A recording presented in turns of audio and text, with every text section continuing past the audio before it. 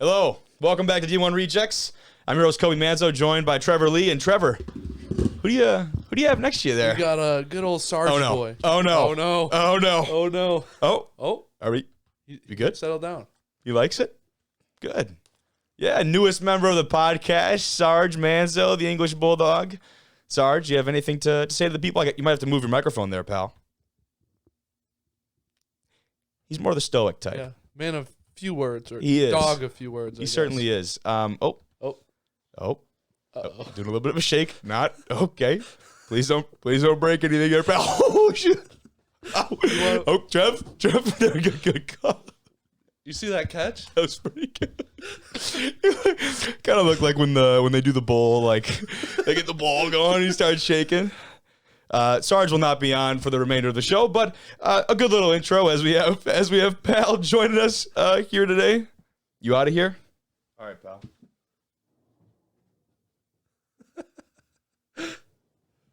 But a lot more other great stuff coming on today's podcast. Jake Dorn joins us from the University of West Florida. He was a Saginaw Valley transfer, just committed down at West Florida. But the thing that Jake and I talk about a lot is the fact that he's torn his 3 ACLs to my 2. Has me beat. We talk a ton about the mental state of going through an injury like that. Not just an ACL, but any type of death sentence for an athlete, those season-ending injuries and how people can really come back, their perspective changed, and oh my gosh, it just...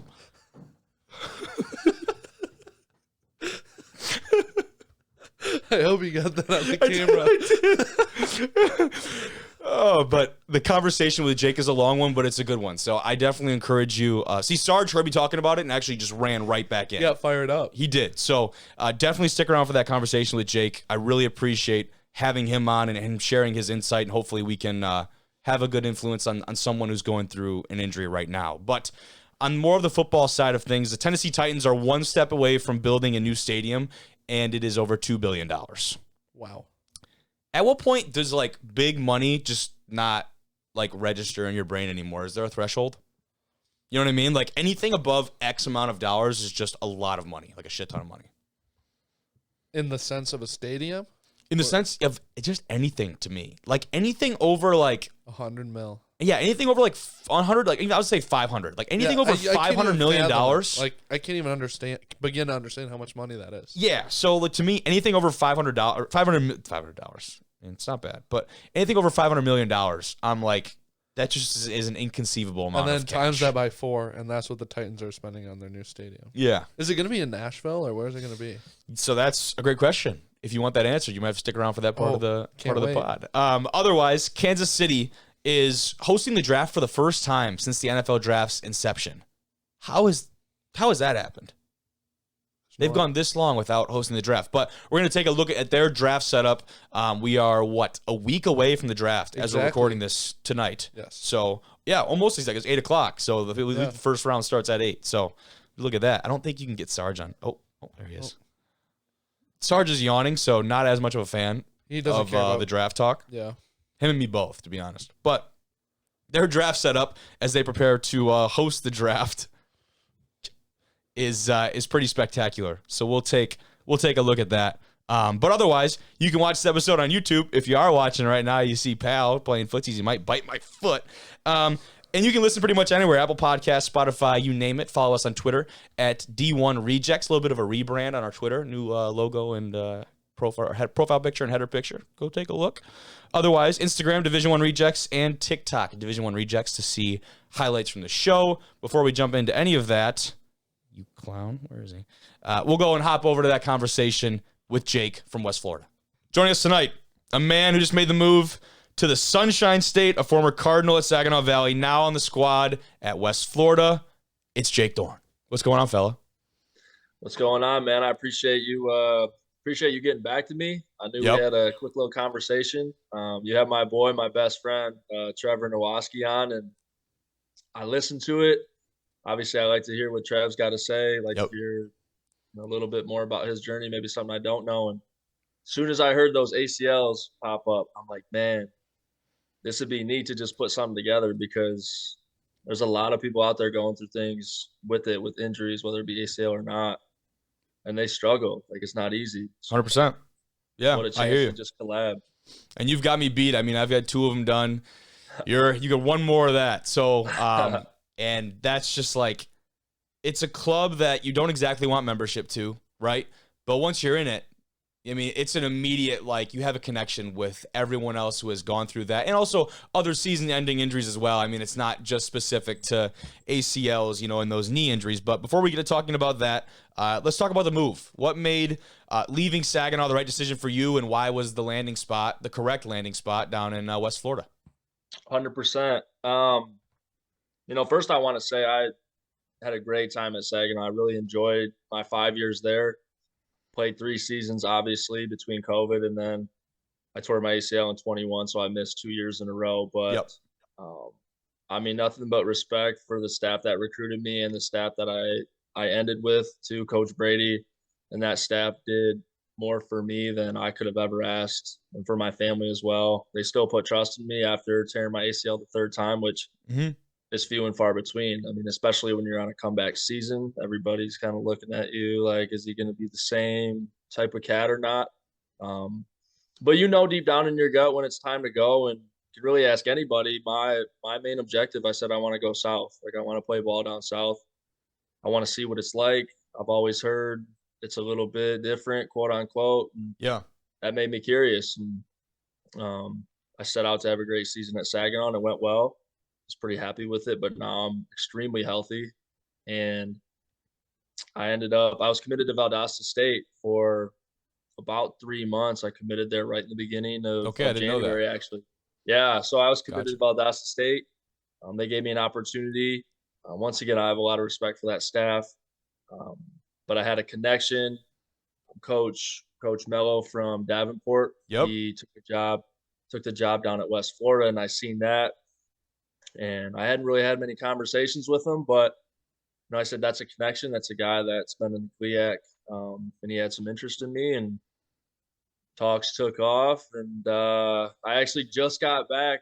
I was on a quick little visit there. I just got back last night. So I saw that, dude. I saw that on Twitter. And that's the next thing I was going to bring up, is that you're not the only GLIAC guy making the exact same move. We had Coach Mello on the pod way back when. It was over a year ago, and I had reached out to him to congratulate him on the new job. Got to get him back on here now that he's acquainted down in the Gulf South. But that's exciting stuff, dude. I was going to ask if that was kind of the connection that ended up making the decision for you. But before that, you didn't have too much conversation or too much of a relationship with Coach Mello before he went down to West Florida? Really didn't have any relationship at all. Really? Not really. So when I got into the transfer portal, I'll never forget this. I remember exactly where I was at. He texted me, and I wanted to go south. It was no disrespect. We didn't really have any communication when he was still at Davenport. And, Yep. I remember when I seen he took the job down at West Florida, because that had been the school that I had wanted to go to. They had a staff change, and I still have the DMs and Twitter on my phone that I sent to all the coaches, and a couple of them are still on the staff down there at West Florida. So that was kind of funny when they had a whole new staff come in, and they were real busy. So, like, weren't getting back to as many guys. And I'm like, man, this isn't going to work out. And Coach Mello went down there. So I went back through my phone. I found the message from Coach Mello that was like, hey, I'm at DU. We're interested, whatever. I can't remember what it said. And I texted him. I'm like, hey, Coach, I see you're down at West Florida. Like, I said, I first really want to apologize for not responding to you. But man, he's awesome. That's good. He's taken me under his wing quick. And I know him and I are going to, and the rest of the D-line, the team, the defense, the whole team itself are going to have a lot of success down there. But he's great, man. He's been very supportive. I mean, great at communicating, letting you know what it is he sees you doing and being for a team. So him and I together are going to do a lot of really good things. That's too funny, man. Like, at Davenport, like you said, you had your reasons, of course, but didn't hit him back in the DM, and all of a sudden he posted a little announcement and be like, man, I do know this guy. He hit me up before. I'm gonna have to get back in there and shoot him a little message, man. I like that. That's good. Yeah. That's a good little story. But we can transition over and talk about the knee injuries. And I think The biggest thing for me, and I'm sure you can probably attest to this as well, is the mindset change. For me, it was from number 1 to number 2. And going through that process again, the first time, obviously, extremely daunting just because of the unknowns. Now, what for you, as you've gone through that process multiple times, is there one tangible thing you can narrow down? I'm sure it's probably a bunch, but how have you approached the consecutive ones when you've tore that and really just received the news? Because that's the hardest part. For sure. I remember the craziest thing is you remember, at least I did, exactly where I was at. I mean, it's like I Yep, still have it. It still resonates in my mind, slow motion. totally. I was right in the middle of a basketball court, biggest game of the year, 6th or 7th game of the season, my junior year of hoops. And I had been about a year and probably a year and 3, year and 4 months out for my first one, feeling amazing. Because Okay, you yep. start really feeling good after that. After the first one, like you're really feeling good. And boom, got hit. And, I think the biggest thing for me was just that's when I learned that what you do is bigger than just for yourself. Family members, friends, but especially family. Like that's the looks on their faces. I just told myself, like, I can't go out this way. I mean, Yep. that was my thought. Like, this is something that will either make or break me. And I've got I mean, yeah, you got a chance to go play college ball. You got a chance to go do those things, get scholarship, blah, yada, yada. But it was more so like, okay, this is my family looking at me and like they're devastated. And it's only on me to go make it happen and come back. Um, it was brutal, but I'd say my family was my biggest push. And it was like they didn't really have to say much to me. It was just that initial look when you went back to the doctor's office and you got the news. Like I knew the second one. I mean, it was done. Like, Yeah, it's immediately, right? Like once you do it once, that second time you're like, that's it, dude. Like yep. I know exactly. I think you're spot on. Like everything you said, I'm sitting there like the trainer comes out, I was like, I know, dude. Like you ain't gotta do anything. I know what I did, but like on the family piece, right? When I know what I did the second one, like damn for sure that I handled it the best out of anyone in my family. I mean, talk about my parents, and because they've seen me go through that whole rehabilitation process. My brother, who I'm fortunate enough to play with up here at Northern Michigan, was obviously, just an emotional wreck. And I think having gone through that process hardens you in a way. And like you said, I think what you kind of touched on is the perspective change, right? And for me, it was allowing me to go. I worked at the news station. I basically created my own role here as our lead content coordinator for NMU Athletics, which is a position that didn't exist before my injuries. And I'd be interested to hear kind of after you got removed, especially from the second one, like how did your perspective change? And I'm assuming you ended up pursuing some other things outside of sport. Yeah, it was unique because of mine being when it happened. I just didn't know what was going to come. Like, I didn't know if I was going to go play college ball. I didn't know at that point. I mean, I'm talking no summer camps, all schools cut connections. I ventured out a little bit to try some new things, but at the same time, I'm like, man, like I don't have time to waste. Honestly, looking back, it was the best thing that ever happened to me because it kept me down in high school. It kept me grounded. I was actually just talking to when I was down at West Florida talking to coaches about that. I said the ACLs a lot of times to everybody externally is a negative or like one of them moments where they look. I said Call like a death sentence. But I told them, and I'm dead serious, like that's me. Like that's what makes me me. And I would never change it.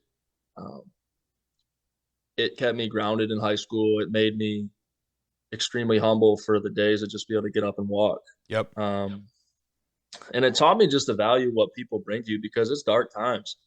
I mean, I wanted to be out in high school doing stuff with my boys a lot more, doing different things, but I couldn't because I love college ball. And I said, like, I somehow got to strap up and play my senior year. Like I was coming off my second one my senior year, and I was like dragging my leg off the field like for the fall camp because I had the surgery in like late January, February off my second one. And then fall camp came around like 7-8 months. I mean, that's tough. That's a quick, it don't feel like it, but that's a quick turnaround for an injury like that.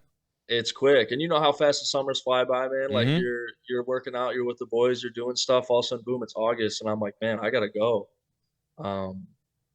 But while I don't regret not going out and doing a little bit more because it kept me so grounded. Yeah. It was really the best thing that ever happened to me because had it not, I don't know if I would have really like nourished that time in high school that you had to make or break what it was for college sports. And Saginaw gave me a call, one of the few schools, and I mean, it was the best thing that ever happened to me. I met some of the most amazing people in my life, and my perspective, I think, has been able to been cast down on other people since. Yeah. Just totally, dude. I think you hit it right on the head. And like a point that I want to touch on was how you can connect with others. I mentioned it earlier who have gone through, like I said, not just the ACLs, but other injuries as well. I think that is a special piece that gets overlooked because obviously you don't know it until you are in the shoes, right? Until you're in that position. And just speaking on my experience, to give a great example, I was in Baltimore this last week, had the opportunity to represent our conference at the NCAA Student Leadership Forum, and there was a women's basketball player from Kentucky who was 4 weeks post-op that was already there, which in itself, I was extremely impressed by. And, but I mean, talk about like her and I met that first day and just talking about her experience going through it.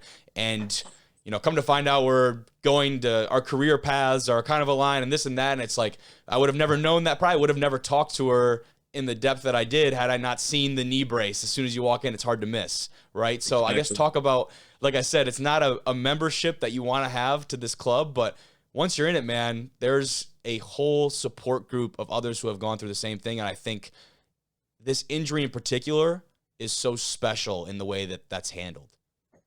Yeah, this is actually weird. I was just having a conversation with a lady on this connection. She had known someone who was going through the rehab process and kind of like, hey, I don't really know who to talk to.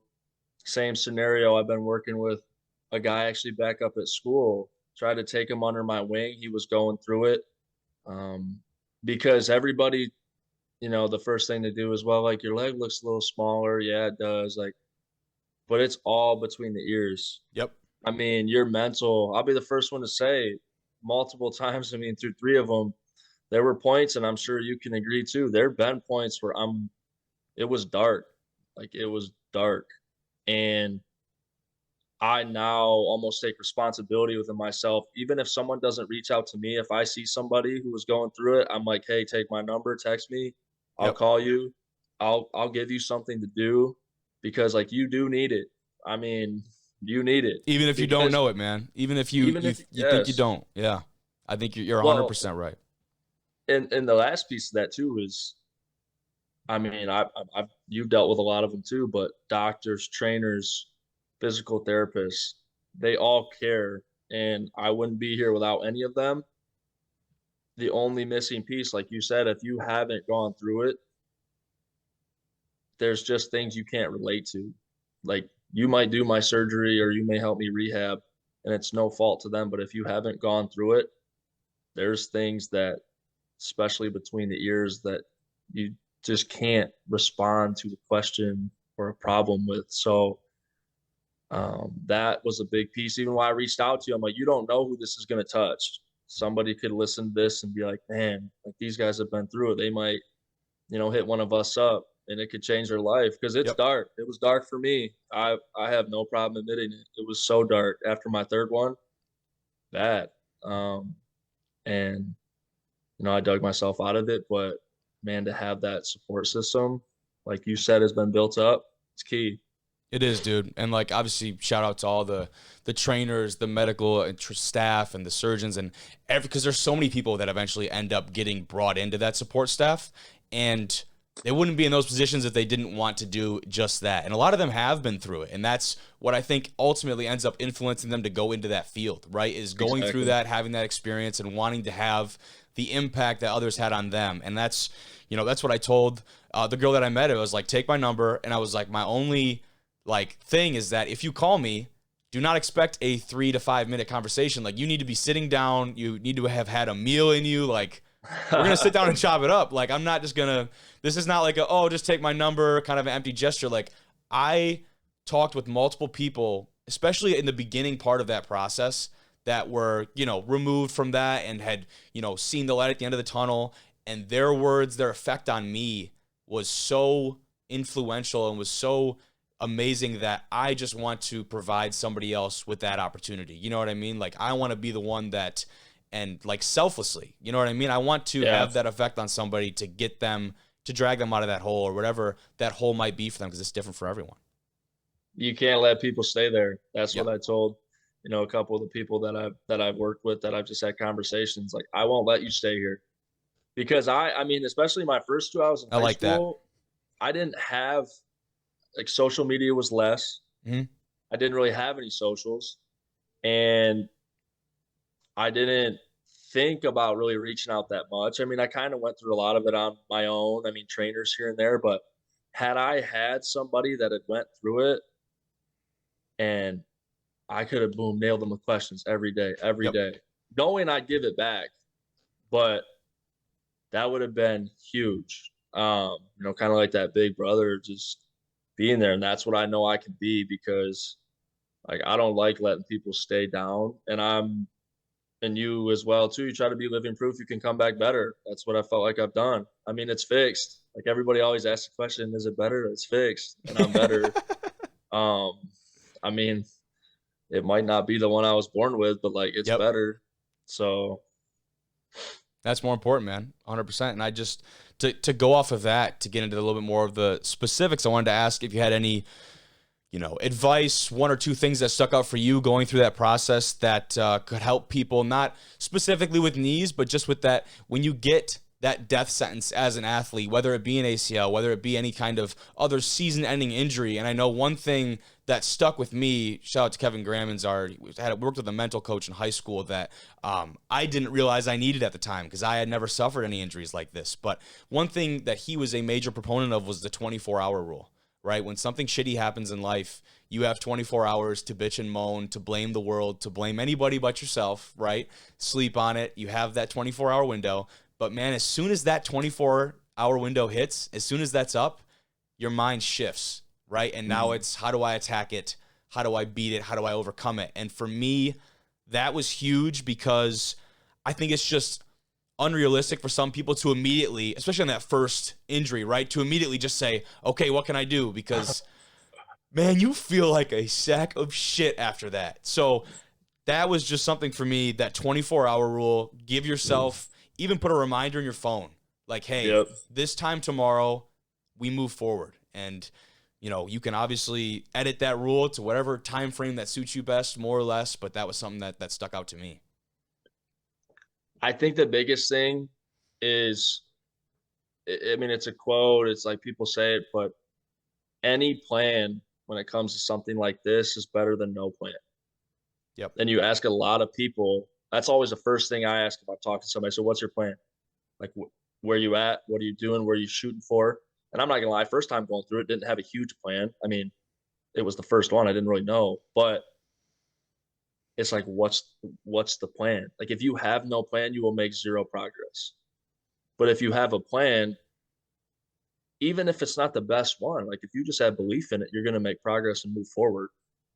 And there's nothing better than waking up, especially when you're rehabbing, knowing, like, okay, Monday I got this, Tuesday I got this, Wednesday I have this, as opposed to waking up Monday and being like, I don't know what I'm going to do today. I guess I'm just going to, like, go to the gym and, and try to work on my leg. Like, no, that's not how it works. It's prep, it's planning. And I think the second piece, I mean, for me was, that piece of advice would just be, like, the setbacks, the adversity. If you have goals, if you have things you want to do, you just have to understand these are just tasks. That's really all it is. And it's not always linear, right? I know a lot of times through the process, you feel like it's 2 steps forward, 1 step back, and not being discouraged in those moments, because honestly, those are the hardest ones. When you feel like for so long you have been making this linear progression, and either A, it plateaus and you're not seeing that improvement on a regular basis, or B, you actually decline. Right. And that is a morale killer. And I think the most important thing to understand, and there's some great graphics out there, but that success looks so different for so many different people. And if you have it linear and you continue to just build every day, that is fantastic. But for the vast majority of people, that simply will not happen, right? You're going to have these dips along the way. But as long as you get from point A to this finish point up here, point B, I think you just got to understand that the route, is not gonna, it's not gonna be a straight highway, right? No.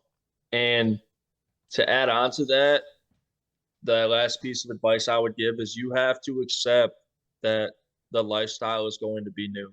Mm-hmm. I think a lot of people, when they go through it, it's like, yeah, well, it's a 6-month recovery. And after that, I'm new. It's like, no. No way. I tell everybody, I said, you will never be, you can be better, but you won't be the same as you were in a sense of how you have to take care of yourself prior. People, look at me like, you're insane. You do stuff every day. I said, I'm always moving because I'm to that point now where I have to be. Like the moment you stop, your knee hurts. What's the first thing people do? They stop and they're like, oh, I'm not going to do anything. Like, no, if it hurts, you need to just pivot, do something a little bit different, lessen the load, like active recovery, something, but you can't stop moving every day, because the moment you stop, the momentum is gone. And that it's a lifestyle. People don't realize it. Like, you are entering into the club, like you said, it's new. Like, strap up, get ready. But I mean, on the end, on the backside, when you get through, the perspective, the knowledge, like the confidence that you walk around with, it's unmatched. I'm sure you can attest to that too. Yeah. And I think that's really powerful stuff. What you led with that is that you're not going to be the same. You could be worse, you could be better, but you sure as hell are not going to be the same. And that might be one of the better, like, we might have to get that put up in the studio in here, dude. I like that. I like that a lot, because you're totally right. You're going to wake up in the morning, and we got kind of a rainy day here. Low pressure system comes in. I wake up and the knee is sore. Like, all those jokes about, like, predicting weather and all that shit it's 100% real. So even little, like, funny, funnier things like that, like, you certainly will not be the same. You're going to be better or worse, and that, for the most part, is up to you. Exactly. I mean, I like to see it as just, the scars. I mean, the scars are tests that I passed. I've gotten through. Yeah. And like I said, that's me. When I tell people, I always used to be kind of reluctant. You know what I mean? You're like, do I want to let these people know this what's happened? Like, no, this is what's happened. But this is also why I'm standing here. Mm-hmm. Like, the setbacks, the adversity, like, this is why I am who I am. This is why I put everything into what I do. I mean, I've given up other things to go get this, to keep playing football. Like, I could have been done, but I know my story and what I've been through can help just not myself and my family, but other people too. And the last thing I ever want to do is look at somebody and be like, yeah, I had my third ACL and I quit. Like, that's not me. I mean, you can't lay down.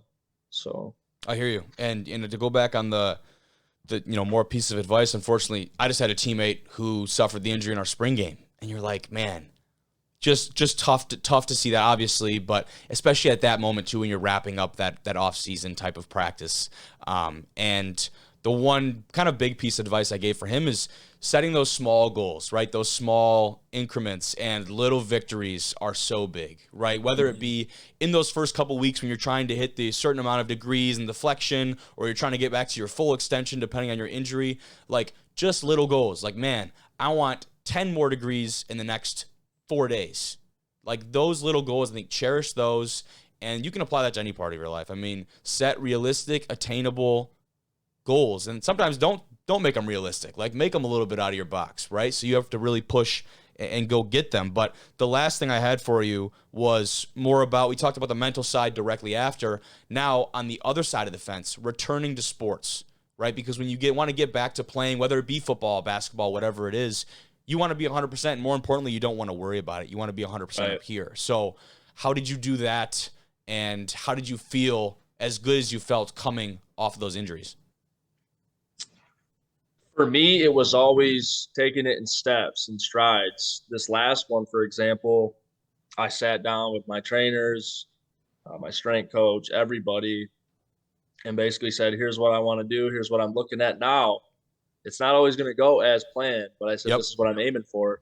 And I want to get on the field. I said, I want to be able to do everything, quote unquote, on air by myself, full speed, have no issues. It's step by step. And I've been having a conversation with a guy too, up at school, kind of about the same thing, like how to return to the sport, because you get the paper and it's like 9 months or 6 months, like, put the brace on and let's go ride. It's like, no. you have to be able to, I'd say this, it was when I felt doing stuff by myself one-on-one, like I was better than I was before, that I knew I was ready to go up against someone else. I like that. Yep. I'm like, okay, I just did this move. Like, I don't really know if I could have done it beforehand. Now I'm ready to go match up against somebody else. Oh, yeah. My first ones out of high school, a little bit different. My knowledge, I didn't have as much knowledge of them, but I was kind of thrown into the fire on the second one, and I had to.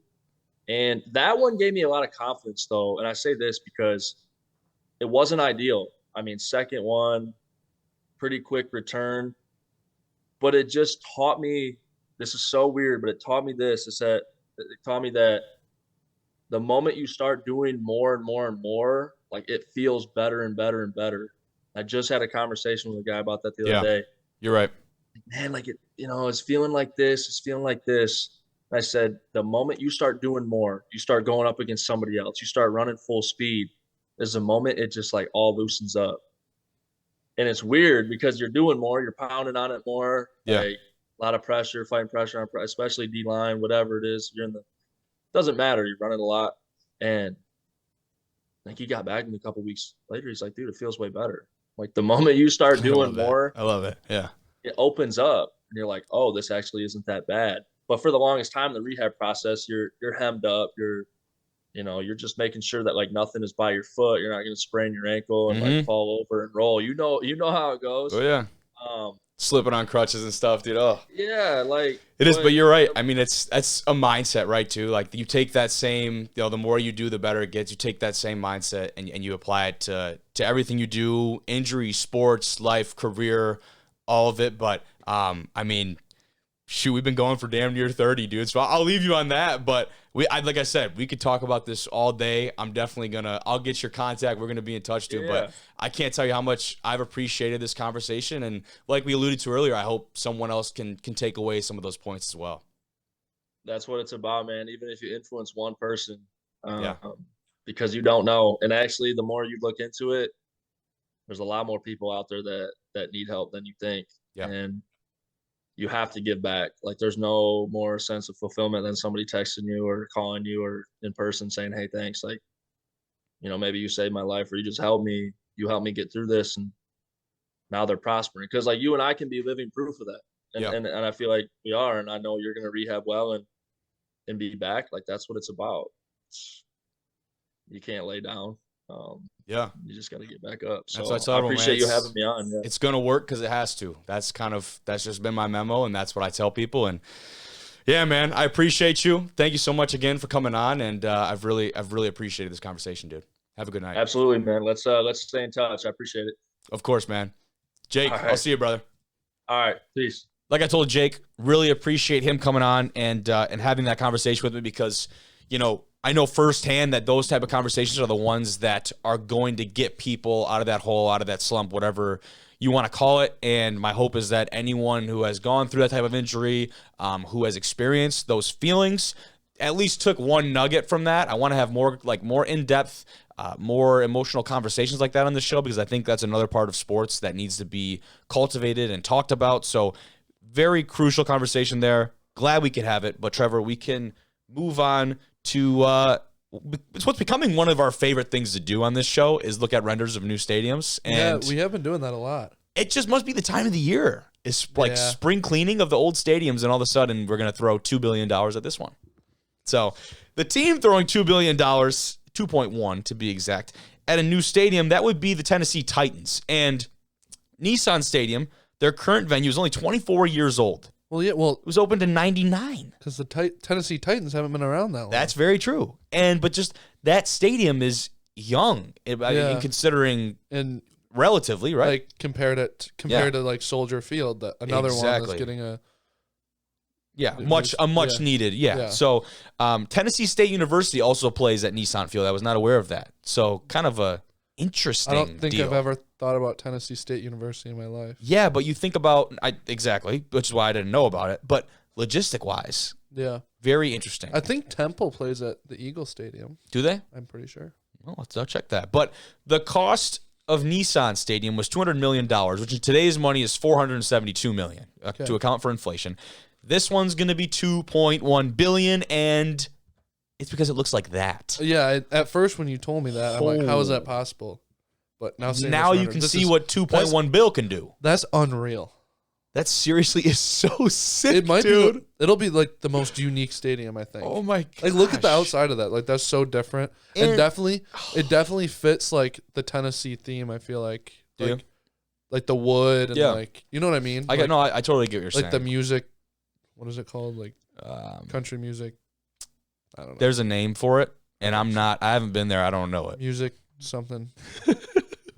There's country music. Whatever the hell it is, that is it. Okay. Yeah. And an idea that a lot more teams are starting to incorporate is this idea of an all-inclusive type of stay at a stadium, right? This is going to be a place where you can go in, watch the game, get food, gamble. Probably they might have a hotel, a spa. Like this is going to be something. It's Music City, by Music the way. City. So I guess that's real there's going to be music. There's going to be music in here too. Probably a bunch of live music. Oh yeah. Be sick. Could you imagine getting up from your seat, heading up to the concourse, and you got who the hell knows playing up in Music City? It'd be kind of sweet. It would. But to go back and look at the actual render shots, here's that significant front of the stadium. Yeah. We take a look over here. Is another view just from the other side. And how about that like terrace right there in the front? So like this whole area is just being cultivated to just bring all eyes to this. It's so awesome, dude. If they can pull this off, that is going to be incredible. That big video board right there on the front, smack dab in the middle. Love to see that. Man, if it's this crowded, they'll be doing pretty good. They have like a slider for I like to imagine they have a little slider for these render people, and they just cranked it all the way up. You know what I mean? Hey, those render people appear to look a little better than like some of the other ones we've seen. I love that. Like UCF. Yeah. UCF didn't have people. That was funny. That was pretty good. But if we move forward a little bit further, this is the inside of said stadium. And worth noting, you can obviously notice there's a dome. So this will be a venue that will be utilized year-round, not just for football, concerts, different types of events. The dome is still kind of weird, though, for Tennessee. For Tennessee. Like, I mean, I know it gets kind of cold there in the winter for a few months, but you wouldn't think they'd want a dome. We should have said earlier that it does say in the tweet, you can see it there, the Tennessee Titans new stadium is one step from reality. The Metro Council approved the proposal 25-11 and now is set for a final vote on April 25th. And now you might ask, why do they have to vote on it? Why can't they just spend the money? A lot of it's public money. A lot of it's public funding, which is why these votes has to go through these councils for the area and such, because this is going to be taxpayers' money that's going towards portions of this. You don't think about that stuff when it comes to stadiums. Yeah, and then the rest of the money is going to actually be loans. I can pull up some more of the statistics here, but that is a lot of money to put that stadium looks into that. And the actual numbers here from Front Office Sports are $1.26 billion in public money that would go towards the new stadium. Holy shit. That's a lot. And then loans from the NFL, sales, and team funds would cover the rest. The meager amount of $840 million needed to complete the stadium. Just meager amount. Meager amount. The blueprint that was released actually in October of 22 shows a 1.7 million square foot building with 60,000 seats and a retractable dome. I missed that piece in the first read through. That makes way more sense. Music City. Yeah. That's sick though. Hit a button and then just pull it back on a nice day. It's like who has one? Arizona has one. I don't really know how many people have them. Retractable? Not that many. No, because it's expensive as hell. Yeah. But I know Arizona Cardinals do. And this is something, too, that the Titans and the city of Nashville, yes, it is State Farm, they want the stadium, to be able to compete for Super Bowls, for Final Fours, for all of these big-time sporting events, right? Because that's going to draw in revenue for the city, start to recuperate some of that $1.26 billion in public money they're going to be spending on this damn thing. But, I mean, talk about the inside of it. Wow. Yeah. Are those two big video boards and then the one big like banner that goes all the way around? That's what it looks like. That's sick. That is very cool. Otherwise, as far as like seating goes, looks relatively generic. You got your suites on that kind of mid-level. It's kind of hard to make that like I don't know. Stadium, like. Yeah, I don't know what exactly you do with that, but I mean the environment looks insane. Mm-hmm. And it's a full 360, which is worth noting. There's no big windows, or it's not like Jerry's World where they have that kind of unique setup with the sunlight coming through that can affect the game, right? So, looks sick. Can be my professional analysis. Looks badass. Looks cool. Looks even better at night. Actually, whoa. Music City. Music City, baby. They're back on top in a big way. Damn. That's sweet. It's crazy, dude. I can't get over that. If approved, the stadium is slated to open in 2026. That's not that far away. They'd get right. Yeah, that's the more you think about that. It's 2023 now. Yeah, so you're talking about 2.5 years. 2.5, 3 years. Yeah. Yeah, I guess depending on when it opens in 2026. Yeah. You're right. So maximum like 3 years. No, it has to open January 1st. No, you're right. Yeah. For that big of a... How? Maybe like the day it gets approved, they start working basically. They damn near call them Construction City. Yeah. Worksite City. You might have to forfeit the Music City title if they get that done in that amount of time. That'd be impressive as hell. I wonder where... Is it going to like replace where Nissan Stadium is, I wonder? Oh, yes. We were going to talk about that. It is in Nashville, by the way. Yes. And I don't Music actually City. Yes, I don't think I have actually a location on here that says right off the bat. Does it say anything on the tweet there? I don't believe so. This would mark the largest public spend on an NFL stadium in history. Yeah, it doesn't say, but you'd think it. I don't know if they tear down Nissan. They probably would though if it's in downtown Nashville. Yeah, I don't imagine there's that size of real estate, right? No. So I guess the popular opinion would probably be that Nissan is going to be put down. Yeah, for lack of a better term. Yeah. Damn, dude. Really sweet stuff though. Let's go watch this. Let's get this pulled up and take a look at this video for those who are watching on YouTube. We talked a lot about Deion Sanders on this show. I mean, it's hard not to. The dude is just electric, and everything he does has a way of just finding himself back into the headlines. This is just more of a fun video that we saw. We started pulling this up, and it's Deion meeting Ralphie the Buffalo, the official. It would be the mascot, correct, of Colorado Buffalo. Yeah. So let's just go ahead and take a look at this. This can't be no more beautiful than today. How you doing? Did you have a good Easter? How you doing? Great, like that book. Thank you. This is my grandmother. Okay. Yeah, you know. Got on your cleats. Look at you. You already ready, ain't you? You got on your... You know how it goes? I see. All right, so we're going to jump you up in the front part of the trailer so you can meet her. Hold on. You going to do what? We're going to get you in the trailer. No, you're talking real fast. Just slow that thing down. Just ease it in. Yeah, Ralphie's been kicking, huh? You're good. All right, she's right here. Come here, sweetie. Yeah, this is Coach Prime. This is Coach Have a good fall Prime. together, huh? You see him easing back. Show what up, Coach. This is her favorite food in the world right here. Okay. Mix us some corn and some grain. Okay. She loves to eat it out of your hand. Come here, baby. She bigger than You I gotta be thought. careful, because if you don't hold your fingers right, she'll try and chomp them right off. Thank you for that. Come here, baby. Sure appreciate that. That's the end of that experiment. Yeah. Ralphie is huge. She'll grab you with your tongue right there. Look at that tongue. Dude. You want to give it a You go? wanna- Like a giraffe. I Giraffes just are gloves. crazy. Yeah, here, you take the gloves. I'm not doing that for just... Yeah, you gotta be careful. She'll get some slobber on See, you, every too. time you say careful, that you Well, it's just, you know, No, you as long as can't- you don't mind a little bit of buffalo slobber, Yeah. you'll be all right. Take one hand, keep it cupped, kind of like It's kind of like this. Sarge. that. You know? Just like, Pretty much the just same like that. thing. Yeah. You're feeding a What, horse. Come here, 1,000 baby. pounds? Yep. Give her Thumb and your Come fingers so she knows it's stiff. here. Okay, let's go together because you're we gonna go go down. Alright, We're here gonna we go go. together. Here we go, baby. We're gonna go together. Lord, There that you tongue is go. like a brick. It's like a piece of sandpaper. It's Oh great. my God. All right, are you hanging out to see the first run? Yeah, I want to see it. That's perfect. So we're going to leave you in here for the first run. You're gonna leave me in here. Yeah. This is So the what best you view. mean? This will be here. She's not going to come get you. And Okay, you get to so watch her how run. does she finish in the trailer? You'll get to see firsthand. Yeah, So you're she gonna find runs out. Into the trailer, stops, and you're good to go. So she already knows what time. Oh yeah, she knows what's coming. Yep. Wow. Here we go. Holy cow. Oh, it's a lot bigger than I thought. Dude, it is. I thought it was like a baby. I guess it probably still is. No, it is. Oh, no. Oh, we supposed to stay here while the thing is coming? Yep, I'll just have you step back and step. Oh, shit. He's gonna Wait, stop yeah, right step. there. Yep. Oh, no. I'm not standing here while this thing is coming at me full speed. Oh, no. No. Look at it coming. No. Holy. He hide behind the cameraman. You staying in there, coach? You coming out? Ralphie was intimidating. Nice to meet you, coach. That was I love that, dude. That's awesome.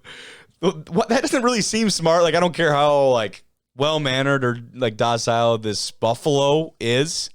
Running full speed at a trailer where I'm assuming, I haven't been only in a few trailers in my lifetime, but that back door is usually the only entry or exit. Yep. I haven't been in many buffalo trailers either. But No, but I'm just going to go off of an assumption. Yeah. Common sense would suggest. I mean, there was a metal half wall thing blocking it. And that inspires confidence in you? I don't know. I've never been in that situation personally where a buffalo is charging at me. Jesus. You can relate it to football, I guess, in one sense. There's a whole team of Ralphie handlers who are varsity student athletes. They run Ralphie around Folsom Field, and they run him in a horseshoe pattern before each half of each home game. It takes 5 Ralphie handlers to run her around the field, 2 up front each side to steer her around the field, 2 in the back on each side to help guide her, and 1 in the far back to control her speed, called the loop position. Wait, can we go back? Varsity student athletes? Is it a sport? So when I first read it, I thought, okay, these are kids from other teams that are doing it, but no. This sounds like, are they on scholarship to run Ralphie around the That's field? what it sounds like. This is so sick. Is there like, this is stupid, is there college equestrian? There is college equestrian. So that very well Could may they be. like just like part of the equestrian? And then, They totally could. Yeah. I'm not sure if the Buffs have that. Might have to do a little more additional research, but there certainly is college equestrian. It's big, and especially southern states. Up here, Yeah. obviously, we don't have that presence. no. Holy cow. These varsity student athletes, the Ralphie handlers, take her to appearances and care for her year-round. It says they volunteer 20 to 30 hours to the program in training, practicing appearances, and caring for the beloved mascot. And in the off-season, they put forth 20 hours a week towards the program, always caring for Ralphie and staying in top shape to run with Ralphie. Now, they threw the word volunteering in there. Yeah. Do we rip their scholarships away? These guys walk-ons. They might be walk-ons, but then they would still be student athletes technically. This is very Right? true. Yeah. So maybe they I guess so. Maybe it's not a scholarship thing. It's just Yes, it's the Ralphie Live Mascot Program. So they have managers like that. The team consists of approximately 15 student athletes made up of both males and females. They earn a varsity letter each year they're on the team. They first started earning the letters in 1987. There we go. I have the data for you right there. wow. Shout out Wikipedia. Even though the handlers do not fall under NCAA jurisdiction, the athletic department still holds them to the same standards as all other varsity athletes in the department, including minimum GPA requirements, full course load, and other rules. What? So they treat them Guys, sorry, I'm ineligible this semester. What? I didn't pass Sowing Fields 101. This is gonna be our looper now. Jordan, you've been our looper for 3 years. You were all conference. They could make a movie out of it. Oh no, guys, we've lost our looper. Some underdog guy comes in. I love it. True freshman, looper. Oh my Out gosh. It gets Little better. Rock, Arkansas. Do you know where Ralphie lives?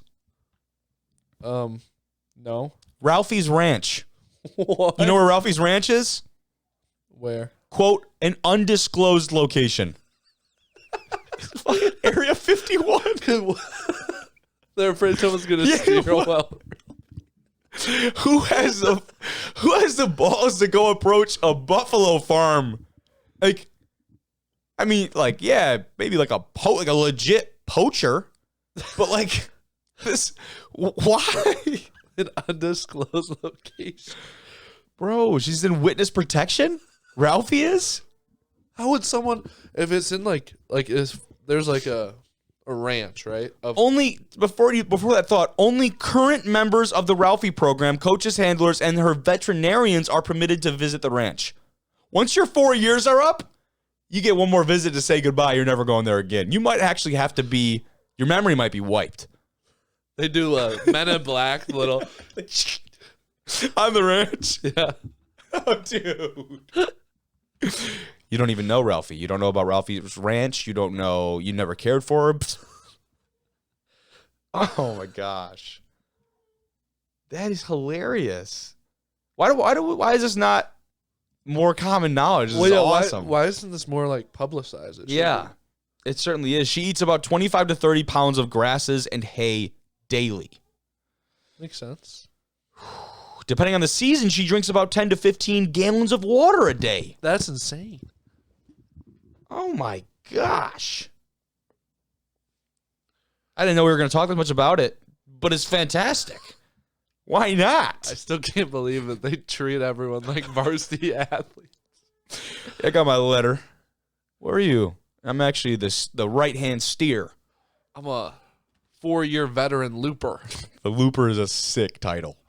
Got to control the speed. That's definitely on somebody's LinkedIn. If we looper. If we looked up looper on LinkedIn, I'm sure we'd have a plethora of options. Well, none of them from Colorado because they get their memory wiped. That's true. They even remember if they're loopers. I don't know. Maybe they just have this thought like looper in their head, but they can't remember what they did with it. Some shady shit going on down there at Colorado. But we can leave that video and move on to our final piece here, and that is talking about the NFL draft. And I told you before, I'd say it again, like, I don't do draft speculation. I'm not an expert. I'm not a talent evaluator, so I'll never speak on it because what I speak on are just my opinions, and my opinions in those areas don't mean shit. And so do a lot of other people's, and yet they still like to talk about it way too much. But what we can talk about is Kansas City hosting the draft. Talk about the draft location. This is the setup for the NFL draft, which is the first round is going to happen a week from today, almost exactly, on the 27th. And the NFL draft in Kansas City will have the largest stage and the biggest screens in league history, a structure the size of a football field. And there you can see it right there. 100,000 people have already registered, and the NFL estimates 300,000 total visitors. That's impressive. Very impressive. Very. So we can impressive. kind of speculate here, like just looking at this, like what other kinds of events are going on? Because obviously, like, you have the actual draft stage and everything, but I'm assuming they'll make this into a kind of almost like a carnival, like a whole day event type deal, right? I'm not sure. Can you see anything? I'm reading the kind of comments. stands out. They're using the World War I museum. That's a little wild. I believe that is the landmark right in the middle here. Oh, you can see the cursor on the screen. That I believe that is that landmark, which is in downtown. I'm sure that's not actually something that they're going to be putting NFL like memorabilia and draft significant posters and stuff. That's not going to be going in the World War. They roll in with a biplane. Yeah. The first overall pick. The 2023 NFL draft. Jesus. But yeah, whoever commented that, like, maybe have a little bit of common sense. Like, they're not just going to take a museum and move all the exhibits for the draft. Maybe they do, and I sound like an idiot. But no, they probably just block off. Yeah. Like, exhibits. Yeah, I mean, well, even like, I would say they probably actually keep it open, but it's probably just operating as a museum. Yeah. When you have that much foot traffic, I'd imagine you want to get people in there, right? Yeah. So, but yeah, I don't think that would be anything super crazy. But yeah, otherwise here, this says it's used all the time for concerts, events, etc. And that was a made for event holding with memorial servicing as backdrop and reminder of military sacrifice. Oh, that's very nice, actually. So that guy used his knowledge. He did. And probably sounded like he had some personal experience as well. And like I said in the intro, this is the first time Kansas City has hosted the draft since its inception in 1936. It's kind of crazy. And Kansas City, like, how long has Kansas City Chiefs been a team? Do you know? That's a good question. That's a very good question. I know it's been a while, Let me find right? that out. No, I don't want to know about the Kansas-Nebraska Act. When did the Kansas City Chiefs start? Founded Missouri. It doesn't even say. What are we doing? The team originally played as the Dallas Texans as part of the American Football League from 1960 to 62. And then in 1963, the owner moved them to Kansas City. So since 1963, they've been a team? And they have never had the opportunity to host the draft. That's crazy. That's really insane. Yeah. I wonder if, like, I don't know historically much about Kansas City, but I wonder if it hasn't been, like, a very, like, big city until, like, past maybe, like, 20, 30 years. Like enough to really attract people. And obviously the dynasty that has been built there football-wise suggests that something. Yeah. But, you're talking about more of the actual just the city. The city and the area itself. itself. That's not a bad point. It's in Missouri. I've never been to Missouri personally, so I really don't know is what I'm saying. I've never been to Kansas. No, I've been to Kansas City once when I was a lot younger. I've been there and I've been to St. Louis. But I will say this about Kansas City. Kauffman Field, the Royal Stadium, top notch. Really? Really sick. And that's when we were there. That's where I went. I don't remember too much else, but it was really sick. Now, it will be held at Union Station, which is that image up there. That's in downtown Kansas City, and like we had already mentioned, that the World War I museum there in the middle is kind of a focal point of that downtown. And like we said, the draft starts a week from tonight, 8 p.m., the 27th. The first round starts then, and then the following day will be rounds 2 and 3, so on and so forth. I believe is it a 3-day or 4-day? I think it's only 3 days, It's correct? 3 days. 4 through, yeah. 4 through what, 7? 7. Is it 7? Yeah, 4 through 7 is the 3rd day. Yes. And it's like they start that in like the middle of the day. Like doesn't start late at night. I think yeah, you're right. You're totally right. And there aren't as like obviously don't have guys like coming up on stage or anything because they don't know if they're getting their name called or not. Yeah. So, exactly. We're also worth noting. Where's the draft in 2024? Detroit, right? Hell yeah, Detroit. Oh yeah. Very excited about that. They announced that months ago, and they're already planning like that event. I think it's unique to see how big of an event the draft is because really how much money it's going to bring into the city. Right, that's kind of the goal. Can we get Division I rejects down there? That'd be pretty sick. Detroit next year. That'd be pretty sick. It would be. Maybe make it happen. I think we could. A D1R live at the draft. Oh yeah. That'd be sweet. I've been like toying with the idea of like doing some destination like podcast would be like kind of cool. You know what I mean? If something big like that was going on, yeah, that'd be sick. How about we just make a playoff run and then do it like in the playoff, somewhere deep in the playoffs to do a pod. Yeah, at like the field. That'd be sweet. That'd be really sick. But no, so this will be pretty sweet. I think it's just very cool to see what they do in terms of like a whole scale event that the draft has become. Right, the first draft was held in the hotel. And it was a pool of 90 players that were being selected from. Wow. So the NFL owners got together. I want to say it was in like, I don't know, Philadelphia was like one of the first 3. It might have been Philadelphia for the first one. But yeah, the group of owners got together. It was a pool of 90 players. And they selected from the 90 guys. It's crazy. Yeah. And now there's going to be 300,000 fans at this one. Yeah. That's insane. That is really crazy. All for the Shield. Hoorah. That's all we've got for tonight. I think there's somebody waiting outside.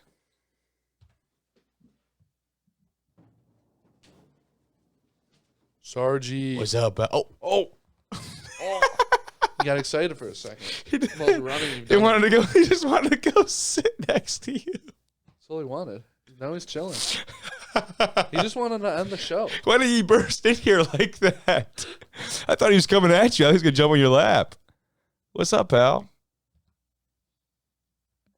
Like we said, he's more of a stoic type. You don't say much. Oh, big yawn. He's ready to be done. That's our cue. Thank you for listening. Divisional Rejects. It's been episode 96.